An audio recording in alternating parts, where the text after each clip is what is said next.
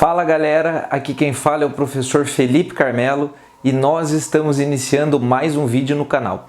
E no vídeo de hoje eu tratarei de um assunto atual, polêmico e extremamente importante e que muito provavelmente todas as provas cobrarão, tanto vestibulares, concursos, pois se trata de um tema que nós trabalhamos na história e um tema que nesse ano de 2021 tem uma relevância ainda maior, que é justamente sobre a guerra do Afeganistão.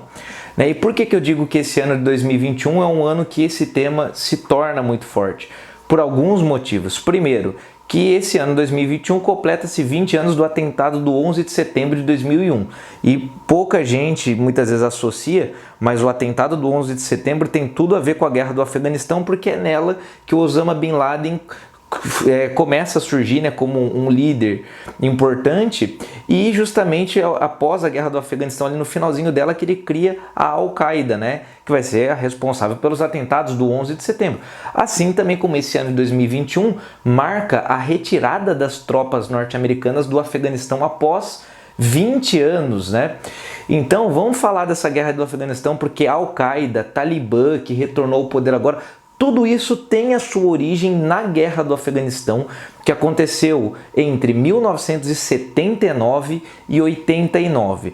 Mas antes de entrar na guerra em si, eu vou retornar um pouquinho no tempo para vocês entenderem melhor o porquê que a guerra acontece. Por que o Afeganistão entra em guerra a partir de 1979? Então vamos retornar até o ano de 1973, porque nesse ano um golpe acabou colocando fim na monarquia do Afeganistão e iniciando uma república.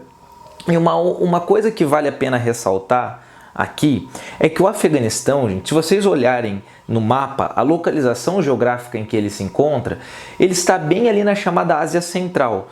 É um território que faz fronteira com vários países, como o próprio Irã, a própria China, o Paquistão, muito próximo ali à Índia, e não tem saída para o mar.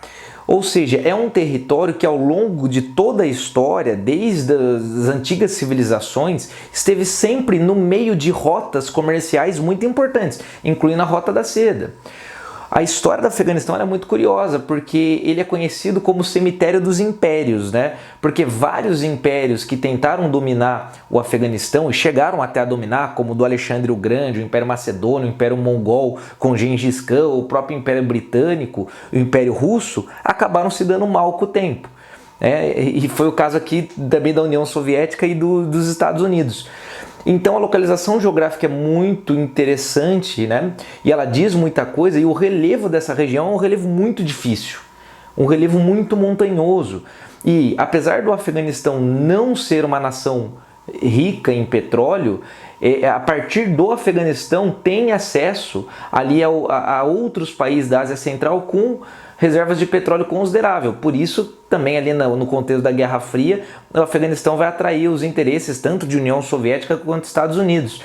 Bom, mas voltando aqui então em 1973. Em 1973, um antigo político conhecido ali do Afeganistão, o Daoud Khan, acaba dando um golpe, Ele já tinha sido primeiro-ministro do Afeganistão na década de 50 e ele acaba dando um golpe, proclamando a república no Afeganistão, que até então era uma monarquia, e ele se torna o presidente através desse golpe. E o Daoud Khan era um político que, apesar de não ser comunista, ele tinha uma aproximação muito boa com a União Soviética. Na década de 50, quando ele tinha sido primeiro-ministro, ali no início da chamada Guerra Fria, a União Soviética realizou vários investimentos dentro do Afeganistão. Então, a partir desse momento que ele sobe ao poder em 73, a União Soviética, num primeiro momento, vê com bons olhos. Aliás, década de 70, estamos ali no auge da Guerra Fria, disputa entre as duas superpotências, União Soviética e Estados Unidos. Só que o Daoud Khan, ele pega um país numa situação econômica terrível e ele vai sofrer muita oposição após proclamar a república, principalmente dos setores ditos mais conservadores e religiosos do Afeganistão, até porque o Daoud Khan tinha essa proximidade com a União Soviética e na época que ele foi primeiro-ministro, ele deu, na visão desses grupos mais fundamentalistas, muita liberdade para as mulheres, Então ele vai ser visto com maus olhos com isso, então ele não vai conseguir governar muito bem. E a própria União Soviética vai começar a olhar com certa desconfiança para o Daoud Khan, achando que ele não vai conseguir se manter no poder e fazer aquilo que a União Soviética desejava dentro do país. Isso acaba, gente, gerando uma oposição, além dos grupos mais conservadores. Havia também ali dentro do Afeganistão um partido de base marxista-leninista, né, e que era apoiado pela União Soviética, o PDPA, Partido Democrático do Povo Afegão. Era um partido marxista-leninista ali dentro do Afeganistão. E esse partido começa a fazer oposição também ao Daoud Khan, até que em 1978, após 5 anos de governo, acontece um outro golpe, que ficou conhecido como a Revolução de Saur, no qual o PDPA tirou o Daoud Khan do poder e colocou como presidente do Afeganistão o Tarak. O Tarak, então, do PDPA, em tese, seria apoiado pela União Soviética, e foi, né? Então, nesse momento, o Tarak sobe ao poder, ele é do partido marxista-leninista, ele começa a promover reformas que vão ser consideradas extremamente radicais pelos grupos mais religiosos do Afeganistão, que não eram poucos, tá? Então o Tarak ele começa a dar direito às mulheres, ele aboliu o uso da burca, por exemplo, para as mulheres, permitiu as mulheres ingressarem no mercado de trabalho, estudarem, né? E também começou a realizar um projeto de reforma agrária no Afeganistão. Tudo isso vai fazer com que a oposição dos grupos mais fundamentalistas começasse a ganhar muita força. E aí o Afeganistão já começa a entrar numa guerra civil, porque esses grupos conservadores começam a se reunir para tentar derrubar o governo do Tarak. Tá? Aí, gente, o que acontece? O PDPA nesse momento está rachado. Então, percebendo que o Tarak não vai conseguir se manter no poder, o PDPA dá um outro golpe e coloca o Amin no poder. E nisso, o presidente Tarak foi assassinado. O Amin sobe ao poder, mas vocês vão perceber que ele não vai governar nem por 3 meses. Porque quando o Amin sobe ao poder, aqueles grupos religiosos ainda estão fazendo muita oposição, e a União Soviética percebe que o Amin, né, ele estava, na visão dos soviéticos, né, se mostrando que começaria a ter contato com países como a Arábia Saudita e outros que eram inimigos, em tese, da União Soviética porque eram aliados dos Estados Unidos. Então, nesse contexto, né, e a União Soviética não queria que o Amin se aproximasse de países extremamente fundamentalistas, né, até porque a ideia da União Soviética, que era um Estado que não pregava religião alguma, né? Tanto é que isso vai ser um dos pontos que os grupos conservadores vão criticar, justamente pela União Soviética sendo um Estado ateu, né, como eles diziam. Então essa aproximação do Amin com alguns países fundamentalistas vai ser mal vista pela União Soviética. É aí que o conflito começa a acontecer, de fato. A União Soviética, percebendo que ela poderia perder o controle do Afeganistão, ela decide invadir o país em dezembro de 1979. E isso, para a União Soviética, era algo importante, porque perder o Afeganistão para o fundamentalismo religioso, para a União Soviética, significaria perder grande parte dos países que estavam ali na sua zona de influência, como, por exemplo, o Tajiquistão, o Turcomenistão, né, o Uzbequistão. Esses países todos que ali fazem fronteira, inclusive, com o Afeganistão, estavam ali dentro, né, da zona de influência da União Soviética. E vai que esse fundamentalismo começa a se espalhar, porque todos esses países são países até hoje de grande maioria muçulmana, né? E se esse fundamentalismo religioso se espalhasse, a União Soviética perderia a sua influência numa região rica em petróleo e recursos minerais.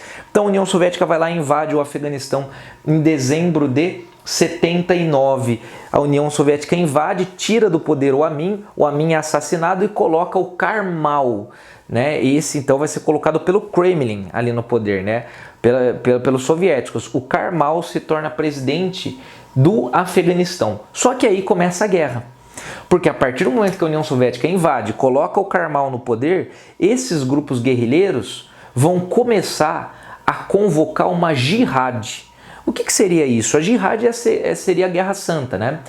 Os islâmicos do mundo inteiro que quisessem ir para o Afeganistão para lutar contra o comunismo representado pela União Soviética, pelo comunismo ateísta que representava a União Soviética, contra os valores islâmicos, todos esses islâmicos começaram a ser convocados. Então os líderes religiosos ali do Afeganistão começam a convocar uma jihad pelo mundo inteiro. Quem quisesse ir para o Afeganistão lutar contra as tropas soviéticas estaria sendo convocado naquele momento. É aí que os Estados Unidos intervêm dentro do conflito. Se a União Soviética estava com suas tropas dentro do Afeganistão, os Estados Unidos não podiam enviar tropas americanas, porque aí seria uma declaração de guerra direta, é a Guerra Fria. Nunca soviéticos e americanos estiveram no campo de batalha.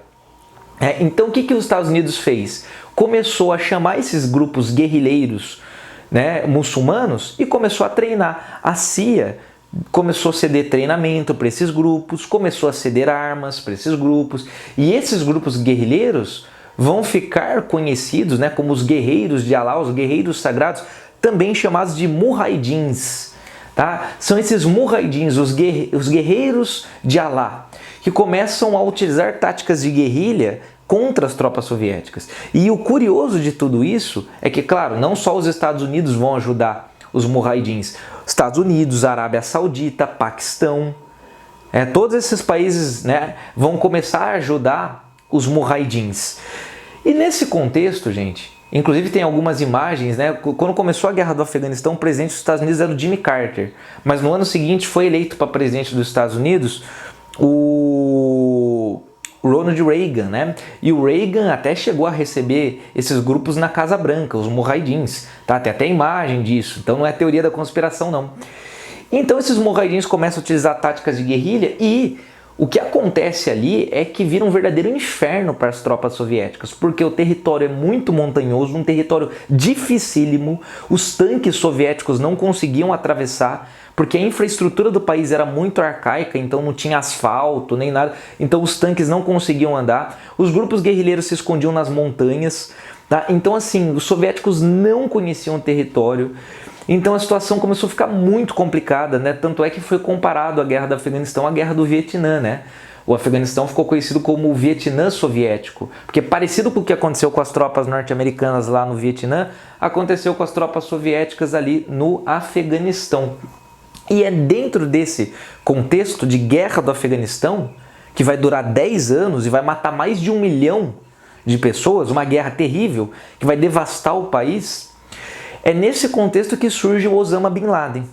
Né? Não é o foco do nosso vídeo aqui hoje, depois eu farei um outro vídeo só sobre o 11 de setembro e a Al-Qaeda, mas é aqui, o Bin Laden era da Arábia Saudita. E o Bin Laden, que era de uma família muito rica, pega seus recursos, pega suas tropas e vai lutar no Afeganistão. Então o Bin Laden recebeu o apoio dos Estados Unidos, o Bin Laden recebeu o apoio da CIA, treinamento da CIA, recebeu armas. Né? O Bin Laden foi um mujahidin que lutou na guerra do Afeganistão. E é no final dessa guerra que ele vai criar a Al-Qaeda. Né? Bom, então aqui ainda não existe o Talibã. Tá? O Talibã ele vai surgir logo após o fim dessa guerra. Essa guerra dura 10 anos, é literalmente um inferno para a União Soviética. A União Soviética, que já não estava bem economicamente, entra em colapso, gasta horrores nessa guerra. Né? Cerca de 15 mil soldados soviéticos morreram, né? Mas os gastos da União Soviética foram terríveis. E o então presidente da União Soviética, Mikhail Gorbachev, em 1989 decide retirar de vez as tropas soviéticas, né? A União Soviética já entrando em colapso, né? Tanto é que 2 anos depois chegaria ao seu fim. E o Ronald Reagan, presidente dos Estados Unidos na época, né? Ele fez de tudo para que essa guerra se estendesse por mais tempo, porque essa guerra foi, digamos assim, a tampa do caixão da União Soviética. Né? A União Soviética já não estava bem ao longo da década de 80 e os gastos nessa guerra prejudicaram ainda mais, fazendo com que a sua economia entrasse em colapso. Tá? E, bom, o que nos importa aqui é que depois que a União Soviética retira suas tropas, após 10 anos de conflito, o país mergulha numa guerra civil. Porque dentro do Afeganistão existem muitas etnias, existem muitas tribos. A questão familiar é muito forte ali dentro do Afeganistão. Se os mujahidins eles se uniram porque eles tinham um inimigo em comum que era a União Soviética, quando a União Soviética retira suas tropas, esses grupos começam a guerrear entre si. E o Afeganistão mergulha numa guerra civil terrível, né? Entre 89 e 92. Só que aí, gente, é aí que vai começando a se formar o grupo que vai ficar conhecido como Talibã. O Talibã ele se forma em 1994. Aí, né, o Talibã, oficialmente falando, ele estava existente. Mas o que acontece é o seguinte, quem é o Talibã? Vários jovens, durante a guerra do Afeganistão, se locomoveram para o Paquistão, que fica bem na fronteira sul do Afeganistão, que é um país muito fundamentalista, inclusive o Paquistão. E esses jovens, muitas vezes órfãos, ainda eram muito crianças ou jovens, durante a guerra perderam seus pais na guerra do Afeganistão, ficaram órfãos e ficaram sendo criados ali nas chamadas madraças, ali no Paquistão. O que eram as madraças? Eram escolas fundamentalistas financiadas pela Arábia Saudita. Então ali dentro do Paquistão, esses jovens órfãos vão estudar nessas escolas e desde pequeno eles aprendem um islamismo bem fundamentalista. E quando esses jovens vão crescendo, o que acontece? Quando acaba a guerra do Afeganistão, esses jovens retornam para o Afeganistão. E justamente são esses jovens órfãos que estudaram nas madraças que vão fundar o Talibã. Vão se unir alguns dos mujahidins, tá? E vão formar o Talibã. Então o Talibã é uma mistura de jovens órfãos que estudaram nas madraças com alguns mujahidins que lutaram na guerra do Afeganistão e agora formam o Talibã. Tanto é que o termo Talibã significa literalmente estudantes. É um grupo de tradição sunita dentro do islamismo, é um grupo de tradição extremamente fundamentalista, de uma interpretação extremamente fundamentalista, tá? Do Corão, e é um grupo de etnia Pashtun. A etnia Pashtun é a principal etnia do Afeganistão até hoje. Lembrando que ali existem vários grupos de etnias diferentes. Tá? Então, o grupo sunita Pashtun, formado por estudantes. Esse grupo vai e volta para o Afeganistão, né? O Talibã em 94 entra nessa disputa pelo poder ali dentro e acaba saindo vitorioso. A partir de 1996, o Talibã assume o governo do Afeganistão. Tá? E é nesse contexto de governo do Talibã que, né, após chegar ao poder, eles obrigam as mulheres a ficarem em casa, eles obrigam o uso da burca, aquela burca que cobre da cabeça aos pés as mulheres, proíbem as mulheres de saírem às ruas sem os maridos, tá? Proíbem a mulher de entrar no mercado de trabalho, começam a praticar execuções públicas, obrigam os homens a deixarem a barba, né? Proíbem os homens de cortarem a barba, entre outras coisas, né? O Talibã vai governar de 96 a 2001. Por que até 2001? Porque em 2001, quando acontecem os atentados do 11 de setembro, o Talibã protegia o Bin Laden e a Al-Qaeda. Os Estados Unidos, na época, deram um ultimato no Talibã, obrigando eles a entregarem o Bin Laden. E eles se negam. Então, nisso, os Estados Unidos vão lá e invadem o Afeganistão e tiram o Talibã do poder. E os Estados Unidos permaneceram lá até esse ano de 2021. Então, gente, eu vou fazer depois um vídeo sobre o 11 de setembro, onde eu vou detalhar melhor essa questão do Talibã e a da Al-Qaeda. O objetivo do vídeo hoje era falar mais sobre a guerra do Afeganistão e o surgimento desses conflitos que perduram até hoje. Eu espero que vocês tenham gostado do vídeo. Se gostaram, deixa o like aqui embaixo que me ajuda bastante. Um forte abraço e até a próxima.